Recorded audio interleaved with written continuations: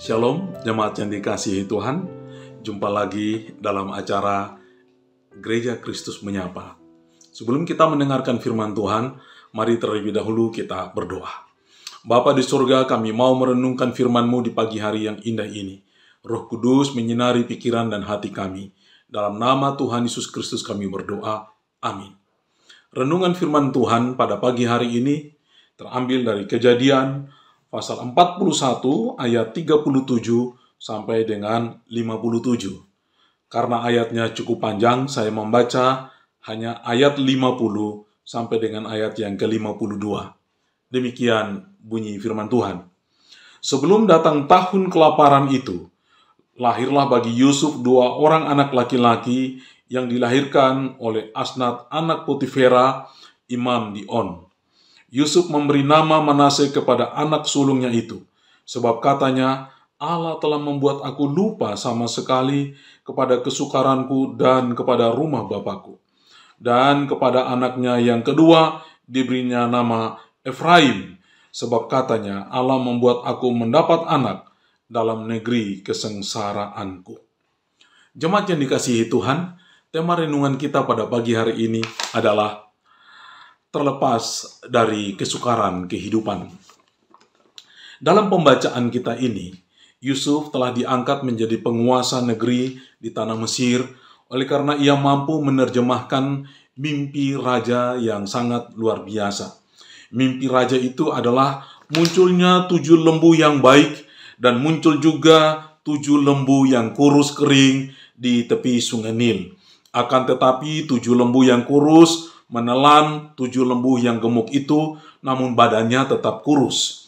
Demikian juga mimpi yang kedua, yaitu terdapat 7 bulir gandum yang baik, dan juga muncul 7 bulir gandum yang jelek dan rusak dan buruk. Tetapi 7 gandum yang jelek, rusak dan buruk itu memakan habis 7 bulir gandum yang baik itu. Namun, gandum yang jelek itu tetap jelek meskipun ia telah makan gandum yang baik itu. Yusuf mampu menerjemahkan mimpi ini, bahwa akan ada muncul 7 tahun kelimpahan, dan kemudian muncul 7 tahun kelaparan. Dan 7 tahun kelaparan itu, maupun 7 tahun kelimpahan itu, telah ditetapkan oleh Allah. Yusuf mampu menerjemahkan mimpi itu, dan pada akhirnya, Raja Mesir pada waktu itu, Raja Firaun pada waktu itu, mengangkat dia menjadi Perdana Menteri, orang kedua setelah Raja Firaun yang memerintah di Mesir. Sehubungan dengan tema kita pada hari ini, terlepas dari kesukaran, maka kita dapat melihat 2 hal yang luar biasa yang muncul di dalam teks kita. Bagaimana Yusuf dan juga Mesir mampu keluar dari kesukarannya. Yang pertama adalah kesukaran yang menimpa Yusuf secara pribadi, dan bagaimana Tuhan membawa dia keluar dari kesukaran kehidupannya. Di dalam pembacaan ayat yang ke-51, di situ dengan jelas dikatakan, Yusuf memberi nama Manase kepada anak sulungnya itu, sebab katanya, Allah telah membuat aku lupa sama sekali kepada kesukaranku dan kepada rumah bapakku. Yusuf mau berkata bahwa ia sebelum duduk sebagai seorang penguasa Mesir, ia adalah seorang yang hidup dalam kesukaran. Dahulu ia sangat dikasihi oleh ayahnya di rumah orang tuanya, yaitu ayahnya pada waktu di tanah Kanaan. Tapi oleh karena kebencian saudara-saudaranya, maka Yusuf dibuang ke dalam sumur, dan kemudian lebih daripada itu, ia diambil dan dijual kepada orang-orang Mesir. Di Mesir, ia menjadi seorang juru minum, namun karena kasus dan peristiwa Potifar, ia dipenjarakan. Namun Tuhan menyertai dia dan mengangkat dia.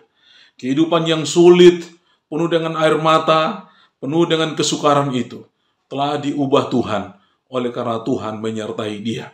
Tuhan mengangkat dia menjadi seorang Perdana Menteri, orang kedua di negeri itu, untuk satu tugas besar, yakni bagaimana mengantisipasi 7 tahun kelaparan yang akan datang.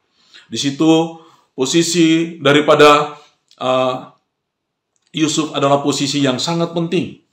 Dia menjadi seorang yang dapat memutuskan untuk bagaimana membuat satu strategi untuk mengatasi kelaparan 7 tahun yang akan datang setelah 7 tahun kelimpahan.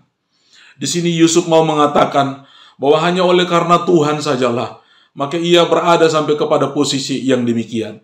Itu sebabnya ia mensyukuri semua kehidupan dia. Ketika anaknya yang sulung lahir, ia memberikan nama anak itu Manasye, karena dia berkata bahwa Allah telah membuat dia lupa akan segala kesukaran dalam kehidupannya. Baik kesukaran di rumah ayahnya, yang itu kesukaran yang dibuat oleh saudara-saudaranya, maupun kesukaran yang ditimpakan kepadanya di istana ketika persoalan dengan Potifar. Allah telah mengangkat dia kembali. Oleh karena itu dia bersyukur kepada Tuhan dengan memberi nama anak laki-lakinya nama Manasye. Bahwa Tuhan telah mengangkat dia, melepaskan dia dari segala kesukaran dia. Bapak, Ibu, dan jemaat, kita juga mengalami kesukaran-kesukaran dalam kehidupan kita. Tapi jikalau Allah berserta dengan kita dan menyertai kita, kita akan sampai kepada titik di mana dia mengangkat kita dalam kemuliaannya. Dan oleh karena itulah mari kita bersyukur kepada dia. Dialah yang memberikan kita kekuatan untuk menanggung segala kesukaran kita. Maka dia pula yang akan membawa dan mentibakan kita di tempat yang penuh dengan kemuliaan dan hormat. Kesukaran yang kedua adalah apa? Kesukaran yang kedua adalah pada waktu ia berada di istana. Pada waktu ia berada di istana, kasus Potifar itu sungguh-sungguh dia mengalami fitnahan keji, sampai ia harus dilemparkan ke penjara. Akan tetapi Allah tidak meninggalkan dia juga di sana. Oleh karena itu, anaknya yang kedua diberi namanya Efraim. Sebab katanya, Allah membuat aku mendapat anak dalam negeri kesengsaraanku. Di tengah-tengah kesengsaraan dia pada waktu ia ada di penjara oleh karena kasus Potifar, tiba-tiba raja bermimpi dan kemudian juru minum raja itu memanggil dia untuk menafsirkan mimpi raja. Dan saat itulah Raja Mesir mengangkat dia menjadi seorang yang luar biasa. Itu terbukti dalam ayat yang ke-39 yang berbunyi, kata Firaun kepada Yusuf, oleh karena Allah telah memberitahukan semuanya itu kepadamu, tidak ada orang lain yang demikian berakal budi dan bijaksana seperti engkau. Ayat yang ke-40, engkaulah yang menjadi kuasa atas istanaku, dan kepada perintahmu seluruh rakyatku akan taat. Hanya takhta inilah kelebihanku daripadamu. Inilah yang dimaksudkan dengan dia katakan bahwa Allah memberikan anak dalam negeri kesengsaraanku. Bahwa di tengah-tengah kesengsaraannya ada satu mujizat besar di mana Tuhan mengangkat dia dari situasi lembah kekelaman menuju kepada kemuliaan. Dari situasi yang tidak dapat ditolong, Tuhan angkat dia menjadi seorang yang mulia. Dari orang yang terhina menjadi orang yang terhormat. Itulah yang dialami Yusuf. Itulah sebabnya Yusuf memberi nama anaknya Efraim. Sebab katanya Allah membuat aku mendapat anak dalam negeri kesengsaraanku. Kadang-kadang dalam kesengsaraan dan kesulitan kita, Allah ingin menunjuk rahmat-Nya. Allah ingin menyatakan rahmat dan kebaikannya kepada kita. Oleh karena itu, tidak ada jalan lain dalam kehidupan kita selain berserah dan mengakui Dia bahwa Dia Allah yang berdaulat dalam seluruh kehidupan kita. Memang ada musim kehidupan di mana kita mengalami kesengsaraan. Ada musim kehidupan di mana kita mengalami tangisan dan air mata. Tapi ada saat di mana Tuhan juga mengangkat kita dari kemuliaan kepada kemuliaan, dari keberhasilan kepada keberhasilan. Karena Dia tahu kita pantas untuk menikmati semua kebaikan-kebaikannya. Kita pantas untuk menikmati semua kemuliaannya. Kita pantas untuk menikmati semua kekayaan dan hormat yang Ia sediakan bagi kita. Oleh karena itu, mari kita menyediakan kehidupan kita seperti Yusuf, bahwa Allah terus menyertainya. Demikianlah Allah juga menyertai kita pada saat ini.